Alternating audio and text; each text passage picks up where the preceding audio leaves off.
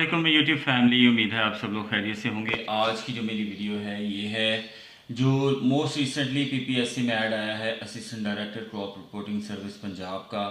इसकी 18 सीटें जो है वो अनाउंस हुई हैं, जिनमें से 15 जो है वो ओपन मेरिट पर हैं, जबकि 2 डिसेबल्ड पर्सन कोटा पर हैं और 1 फीमेल कोटा पर हैं। तो ये सीटें जिनके बारे में आज हम बात करेंगे, किस तरह की जॉब है, इसकी सैलरी क्या है, पेपर कब होगा, कैसे होगा, लास्ट डेट अप्लाई करने की क्या है, तो ये सारी इन्फॉर्मेशन आपको मैं इस वीडियो में दूंगा। तो मेरे साथ रहिएगा, इंशाल्लाह आप लोगों को बहुत अच्छी इन्फॉर्मेशन मैं आप लोगों के साथ शेयर करूंगा। तो मेरे चैनल को काइंडली सब्सक्राइब भी ज़रूर कर लीजिएगा ताकि मैं मज़ीद वीडियोज़ आप लोगों के लिए बनाता रहूँ और आप लोगों के लिए ये वीडियोज़ इंतहाई फ़ायदेमंद होगी। तो चलें बगैर किसी डिले के शुरू करते हैं कि तो जी इस ऐड का केस नंबर है 12 RG 2025। और ये जो सीटें हैं ये डिपार्टमेंट किस टाइप का है, ये जी एग्रीकल्चर डिपार्टमेंट है और एग्रीकल्चर डिपार्टमेंट की एक ब्रांच है क्रॉप रिपोर्टिंग सर्विस पंजाब। बहुत कम लोगों को इसके बारे में इंफॉर्मेशन होगी, सिवाय उन लोगों के जो कि स्टैटिस्टिक्स से ताल्लुक़ रखते हैं या जो कि जिन जगहों पर CRS पंजाब जो है वो काम कर रही है। बाकी बहुत सारे लोगों को इस डिपार्टमेंट के बारे में बिल्कुल पता नहीं होगा। तो इसके बारे में सबसे पहले आपको डिपार्टमेंट के हवाले से बताता चलूँ तो ये डिपार्टमेंट जो है ये 1979 में बना था पंजाब के अंदर, क्योंकि इस चीज़ की एक कमी महसूस की जा रही थी कि एग्रीकल्चर में जो है वो सीड प्रोवाइड करने का डिपार्टमेंट भी है, इसके अलावा एग्रीकल्चर में गिरदावरी का डिपार्टमेंट भी है, जैसे कि रेवेन्यू डिपार्टमेंट है, रेवेन्यू कलेक्शन का डिपार्टमेंट भी है, इसके अलावा नहरी निज़ाम का जो है वो भी डिपार्टमेंट मौजूद है। तो एक ऐसा डिपार्टमेंट भी होना चाहिए एग्रीकल्चर के अंदर जो कि क्या कर सके, स्टैटिस्टिकली मोनीटर कर सके डिफरेंट क्रॉप्स को कि क्रॉप की पैदावार कैसी है, फ्यूचर में कैसी होगी और क्या इस पैदावार से मुल्क की इकॉनमी पर कोई असरात मुरतब होंगे। ये खैर एक लॉन्ग रन में, लॉन्ग टर्म के अंदर ये चीज़ अखज़ की जा सकती है इसके अंदर। जबकि अगर शॉर्ट अगर इसको साइटेडनेस से देखा जाए तो मुख्तसर एक इसके बारे में एनालिसिस बनाया जाए कि ये इदारा किस हवाले से काम करता है, तो ये जी क्रॉप को स्टैटिस्टिकली ऑब्जर्व करता है कि क्रॉप की पैदावार क्या है। इसका मेन काम ये है कि पूरे एक साल में जो 2 सीजन्स होते हैं, रबी और ख़रीफ, इसमें होने वाली तमाम क्रॉप्स उनकी प्रोडक्शन का तनासुब क्या रहा है और कितने परसेंटेज जो है वो फसल काश्त की गई है, या वो गंदम है या चावल है या कोई और चारा जात हैं, तो वो किस तनासुब से काश्त किए गए, पिछले सालों की निस्बत क्या उनका तनासुब बढ़ा है या कम हुआ है। तो ये सारी चीज़ें जो है वो इस डिपार्टमेंट के तहत मॉनिटर की जाती हैं। तो इसका एक अच्छा खासा सेटअप है, लाहौर के अंदर इसका हेडक्वार्टर है। अगर आप लोग लाहौर जाएं तो खरक नाला जो है ठोकर न्याज बेग की तरफ, वहाँ पर इसका हेडक्वार्टर मौजूद है, मेन जहाँ से पूरे पंजाब को हैंडल किया जाता है। इसके अलावा 1000 एम्प्लॉयज़ हैं इस इदारे के अंदर, जो कि 11वीं स्केल से लेकर 16वीं स्केल तक के हैं, जो कि फील्ड के अंदर अपनी जॉब ड्यूटीज़ परफॉर्म करते हैं। उसके बाद 17 ग्रेड पर आ जाते हैं असिस्टेंट डायरेक्टर्स। असिस्टेंट डायरेक्टर्स का काम ये है कि वो जो 1000 एम्प्लॉयज़ हैं उनको अपनी तहसील के हिसाब से वो मोनीटर करते हैं, सुपरवाइज़ करते हैं, उनके काम की चेकिंग होती है। इसके बाद वो जो डाटा प्रोवाइड करते हैं, ये सारा कंप्यूटराइज्ड काम है। ये मैं आपको बता दूं कि इसमें एक तो कंप्यूटराइज्ड काम भी है और दूसरे नंबर पर ये इलेक्ट्रॉनिक काम भी मतलब कि मैनुअल काम भी है। तो जो फील्ड वर्कर्स हैं वो मैनुअल काम करते हैं, उसके बाद उसको कंप्यूटराइज़ किया जाता है। उसके बाद जो 17 ग्रेड की ये जो जॉब है assistant director crop reporting service Punjab, ये इसको इस डाटे को एनालाइज करते हैं, इसमें कोई एरर्स हों तो उनको रिमूव किया जाता है, टाइमली चेक किया जाता है। उसके बाद डाटा एनालिसिस किया जाता है और डाटा एनालिसिस के बाद एक रिपोर्ट समरी तैयार की जाती है जो कि हेड ऑफिस भेज दी जाती है। और हेड ऑफिस इसी तरह पूरे पंजाब से अपने असिस्टेंट डायरेक्टर से ये रिपोर्ट जो है वो तलब करता है और उसके बाद एक जामे रिपोर्ट जो है वो तैयार की जाती है किसी भी क्रॉप के हवाले से। मिसाल के तौर पर अगर आज डायरेक्टर जनरल पंजाब जो कि डॉक्टर क़य्यूम साहब हैं, उनसे पूछा जाए कि गंदम की पैदावार जो थी वो कितनी थी, तो वो फ़ौरन बता देंगे कि जी इसकी पैदावार इस तनासब से बढ़ी है, मतलब पिछले साल की निस्बत वो 10% बढ़ी है, 5% बढ़ी है, तो वो फ़ौरन बता देंगे क्योंकि उनके पास पूरे पंजाब का जो है वो डाटा मौजूद है। इसी तरह जो चावल की पैदावार है वो भी शुरू होने जा रही है। तो ये जो रिक्रूटमेंट है, उम्मीद है कि चावल की हार्वेस्टिंग से पहले ही कंप्लीट कर दी जाएगी, क्योंकि हार्वेस्टिंग जो है इस डिपार्टमेंट के अंदर किसी भी क्रॉप की हार्वेस्टिंग, मेनली 2 क्रॉप्स हैं, जैसे कि अपर पंजाब की 2 क्रॉप्स हैं जिनमें चावल और गंदम है, जबकि साउथ पंजाब में चले जाएं तो वहाँ पे तो डिफरेंट क्रॉप्स हैं, जैसे शुगर केन है, उसके अलावा जो कॉटन की क्रॉप है। तो ये सारी क्रॉप भी मोनीटर की जाती हैं और इनके डाटा को एनालाइज किया जाता है। अच्छा जी, ये तो होगी थोड़ी सी डिपार्टमेंट के हवाले से बात, और थोड़ी सी हो गई कि ये डिपार्टमेंट किस तरह से काम करता है। अब मैं आपको बताता हूँ कि जो ऐड है इसको प्रॉपर तरीके से मैं आपको समझाता हूँ। इसमें जी 18 सीटें हैं, 15 ओपन पर हैं, 2 जो हैं वो डिसेबल पर्सन कोटा और 1 फीमेल कोटा पर सीट है। इसके अलावा इसके लिए क्वालिफ़िकेशन जो रिक्वायर्ड है वो किसी भी सब्जेक्ट में 3 सब्जेक्ट दिए गए हैं, इकोनॉमिक्स, मैथ और इसके अलावा स्टैटिस्टिक। इन तीनों सब्जेक्ट के अंदर आपका मास्टर्स अगर है, 16 ईयर्स ऑफ एजुकेशन है, तो आप इसके लिए एलिजिबल हो। दूसरे नंबर पर अगर आप लोगों ने इकोनॉमिक्स के अंदर स्टैट एज ए सब्जेक्ट नहीं पढ़ा हुआ, एक 100 नंबर का भी सब्जेक्ट नहीं पढ़ा हुआ, तो आप इनएलिजिबल है। मोस्टली इकोनॉमिक्स के अंदर पाकिस्तान की हर यूनिवर्सिटी के अंदर वो पढ़ाया जाता है, तो इसलिए इकोनॉमिक्स, स्टैट और मैथ की जो ग्रेजुएशन जिन लोगों की है, एमए है, 16 ईयर्स ऑफ ग्रेजुएशन की डिग्री है, वो लोग इसमें एलिजिबल हैं। तो इसके अलावा एज लिमिट क्या है, तो 40 ईयर्स ऑफ एज लिमिट है। इसकी एज लिमिट जो है वो काफ़ी ज़्यादा है, तो जो लोग 40 साल तक हैं वो इसमें अप्लाई कर सकते हैं। इसके बाद जी आ जाते हैं इसका पेपर कैसा होगा, इसके पेपर की सब्जेक्ट डिवीज़न क्या होगी। तो 40 नंबर का स्टैटिस्टिक्स का पोर्शन है। इसके बाद जो पोर्शन है वो 20 नंबर की इकोनॉमिक्स है और 20 नंबर का ही मैथ है और 20 नंबर का इसके अंदर जनरल नॉलेज का पोर्शन है। अच्छा जी, इसके बाद आ जाएं कि ये जो ऐड है इसमें अप्लाई करने की लास्ट डेट क्या है, तो जी 3 जुलाई जो है इस ऐड में अप्लाई करने की लास्ट डेट है, क्योंकि जून के महीने में ऐड आ चुका है और ऑलमोस्ट 15 से 20 दिन अप्लाई करने के लिए होते हैं। तो 3 जुलाई जो है वो लास्ट डेट है इसमें अप्लाई करने की। तो जो लोग भी अप्लाई करना चाहते हैं ऑनलाइन अप्लाई होगा, 600 रुपये का ऑनलाइन चलान आपको जमा कराना होगा और ऑनलाइन फॉर्म भी फिल करना होगा। जो लोग खुद अप्लाई कर सकते हैं वो खुद अप्लाई करें, अदरवाइज़ रिस्क ना लें और आप करीबी इंटरनेट कैफ़े में जाएं। जो लोग माहिर हैं जो अप्लाई करते रहते हैं और भी लोगों का, तो 100-200 रुपया दे के इस पर अप्लाई ज़रूर करें, तो जिनके भी ये सब्जेक्ट्स हैं। अच्छा, इसके बाद अगर बात करें जॉब ड्यूटीज़ की, असिस्टेंट डायरेक्टर क्या जॉब ड्यूटीज़ परफॉर्म करता है, रफली मैं ये बता चुका हूँ। तो थोड़ा सा डिटेल में मैं आपको बता दूं कि assistant director crop reporting service जो है वो क्या ड्यूटीज़ परफॉर्म करता है। सबसे पहले तो जी assistant director crop reporting service जो पंजाब होता है, इसको किसी भी पंजाब के डिस्ट्रिक्ट में जो 41 अजला हैं इस टाइम, पहले 36 थे लेकिन अब 41 डिस्ट्रिक्ट्स हैं, उनमें से किसी भी डिस्ट्रिक्ट में इसको अपॉइंट किया जा सकता है। डिस्ट्रिक्ट में जब ये जाते हैं तो ये एक्चुअली वहाँ पे जो तहसीलें होती हैं, जैसे मैं गुजरांवाला तहसील की अगर बात करूँ, ज़िला की बात करूँ, तो यहाँ पर 3 तहसीलें हैं, तो 3 असिस्टेंट डायरेक्टर यहाँ पे अपॉइंटेड हैं। अब ये असिस्टेंट डायरेक्टर, इनके अंडर कौन सा स्टाफ आता है, इनके अंडर जो है कम से कम 6 से 8 लोगों का स्टाफ होता है, जिनके स्केल 11 से 16 तक हो सकते हैं। इनको ऑफिस क्या मिले होते हैं, गवर्नमेंट की तरफ से इनको कोई ऑफिस नहीं दिया जाता। इनको जो ऑफिस हैं वो लोकली जहाँ पे ये तैनात होते हैं, जिस तहसील में तैनात होते हैं वहाँ लोकली रेंटेड ऑफिस लिए जाते हैं। वो इनकी मर्ज़ी का हो सकता है, वो जितना जो है वो गवर्नमेंट की तरफ से, इस पर वाज़ेह एक चीज़ आपको कर दूं कि कोई भी फ़ंड प्रोवाइड नहीं किया जाता जो असिस्टेंट डायरेक्टर का लोकल ऑफिस होगा। असिस्टेंट डायरेक्टर को रखा जाता है डिस्ट्रिक्ट के अंदर, डिवीज़न के अंदर, तो वहीं पे उसकी ड्यूटीज़ होती हैं। अगर वो ये चाहे कि तहसील में अगर तो पहले से ऑफिस मौजूद है लोकल, तो वहाँ पे जाके अपनी ड्यूटीज़ परफॉर्म कर सकता है, अदरवाइज़ वो डिस्ट्रिक्ट में उसे आना होगा और डिस्ट्रिक्ट से वहाँ पे उसको अपनी तहसील को कंट्रोल करना होगा।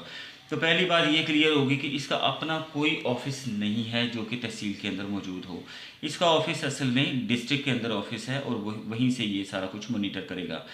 तो एक तहसील के अंदर कितने मौजे हो सकते हैं जो कि इनको मॉनिटर करने होते हैं, जिनकी के सुपरविज़न करनी होती है, जिनकी के गिरदावरी मॉनिटर ये करते हैं, और जिनकी कहने का मतलब ये है कि ये सारा कुछ जो क्रॉप्स के हवाले से इंफॉर्मेशन है, सर्वेज हैं, रिपोर्टिंग करनी होती है। तो एक तहसील के अंदर कम से कम भी 30 से लेकर 40 और बाज़ तहसीलों में तो 50 तक छोटे छोटे गांव या देहात होते हैं जो कि सेगमेंट वाइज सिलेक्टेड होते हैं। रैंडम सिलेक्शन का ये काम है क्योंकि स्टैटिस्टिक्स से रिलेटेड है, तो इसमें सिलेक्शन इस तरह से नहीं होती कि जो करीब करीब गांव हैं, बाज़ दफ़ा एरिया का डिफरेंस बहुत ज़्यादा हो जाता है। मिसाल के तौर पर जिस जगह पे असिस्टेंट डायरेक्टर का ऑफिस है वहाँ से जो उसके बाज़ गांव जो है वो 50 से 60 किलोमीटर तक के फासले पर भी हो सकते हैं, क्योंकि वो तहसील पर डिपेंड करता है कि तहसील कितनी बड़ी है और जो मौज़ा है या देहात है उसकी सिलेक्शन पर ये मुनसर है कि वो कितनी दूर है, तो ये इतना फासला हो सकता है।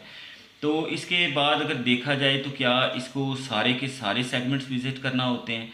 हाँ जी, एक दफ़ा तो कम से कम जो असिस्टेंट डायरेक्टर है उसको कम से कम 40 से 50 जो गांव है वो उसको विज़िट करना होता है। लेकिन ये इस तरह से नहीं होता कि उसको 1 या 2 दिन में, ये 6 महीने, साल के अंदर, ये उसका अपना प्रीरेगेटिव है कि वो चाहे तो इसको 6 महीने के अंदर, 3 महीने के अंदर, महीने के अंदर इन सबको विज़िट कर ले, उनके जो रास्ते हैं वो मेमोराइज़ कर दे। अच्छा, अब ये है थोड़ा सा आपको इसमें और डिटेल से अगर मैं ये बात बताऊं कि ये करते क्या हैं, जो इनके अंडर जो स्टाफ होता है, तो वो उस सारे स्टाफ को कहा जाता है 11वीं स्केल का जो स्टाफ है वो क्रॉप रिपोर्टर या फील्ड असिस्टेंट कहलाता है। उसके ऊपर 12वें का जो है वो सीनियर फील्ड असिस्टेंट कहलाता है। उसके ऊपर जो 14वें का है वो क्रॉप इन्वेस्टिगेटर होता है, और 16वें का जो है वो सीनियर क्रॉप इन्वेस्टिगेटर होता है। तो ये जो सारे अफराद हैं इनका काम एक होता है। इनको सबसे पहले तो गिरदावरी करनी होती है। एक सेगमेंट एक जो सीआर होता है या एक जो फील्ड स्टाफ बंदा होता है, उसको कम से कम 5 से 6 जो हैं वो गांव मिले होते हैं, उनमें उसने गिरदावरी करनी है। तो 5-6 गाँव में जो टोटल एरिया जिसका गिरदावरी जिसकी करनी होती है, जिसको आपने सर्च आउट करना है कि इस पर कौन कौन सी क्रॉप्स लगी हुई हैं या कौन सा रकबा जो खाली पड़ा हुआ है, वो टोटल एरिया एक जो क्रॉप रिपोर्टर या एक 11वें ग्रेड से लेकर 16वें ग्रेड के हिस्से में आता है, वो तकरीबन होता है 750 से 700 जो है वो एकड़ पर मुश्तमिल होता है। यानी कि फ़ी जो सेगमेंट है वो 150 एकड़ पर मुश्तमिल होगा। तो इस तरह से जो 2 सेगमेंट हैं वो 300, 6 जो हैं 600, और उसके बाद 750 एकड़ टोटल रकबा होता है। तो उसके बाद जो है वो इसमें ये करना होता है। इसके बाद अगर देखा जाए तो इस टोटल रकबे को क्या जो है वो assistant director crop reporting service 17वें ग्रेड का वो एक एक करके सारे रकबे को चेक करता है। तो इस तरह से नहीं है, वो उसकी मर्ज़ी है, वो चाहे तो वहाँ से 5 खसरे 5 जो है वो एकड़ चेक करके वापस आ जाए, वो चाहे तो 50 कर ले, ये उसकी अपनी मर्ज़ी है, वो चेकिंग किस तरह से करना चाहता है। वो जिस तरह से इस काम को बेहतर बना सकता है, उसके पास ये मार्जिन मौजूद है कि वो उसको बेहतर बनाए।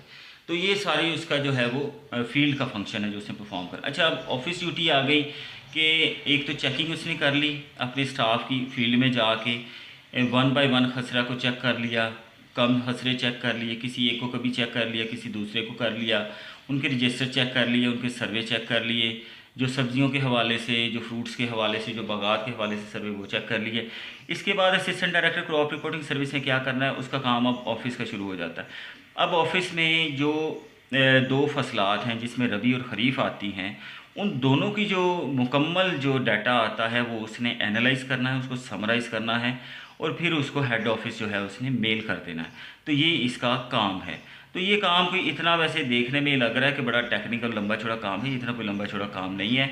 ये सीजनल काम है और ये बहुत मुख्तसर दौरानिया है। यानी कि आप अगर माहिर हैं, आप थोड़ा सा प्रोफेशनल बन जाते हैं, इस फील्ड में आ जाते हैं, आपको तकरीबन 6 महीने गुजर जाते हैं, तो आप आधे घंटे के अंदर ये फंक्शन परफॉर्म करके आगे फॉरवर्ड कर सकते हैं। यानी कि टोटल ऑफिस ड्यूटी अगर आपकी, मैं टोटल अगर ऑफिस आवर्स कंसीडर करूं assistant director crop reporting service के, तो वो 12 महीनों के अंदर उसके ऑफिस आवर जो वर्किंग आवर हैं, जो एक्चुअली वर्किंग आवर हैं, जो कि आपको वो बैठे हुए काम करते हुए नज़र आते हैं, तो वो मेरे ख्याल में मैक्सिमम 2 दिन का टाइम 48 घंटे बनते होंगे टोटल 12 महीने के अंदर, आपको बता रहा हूँ।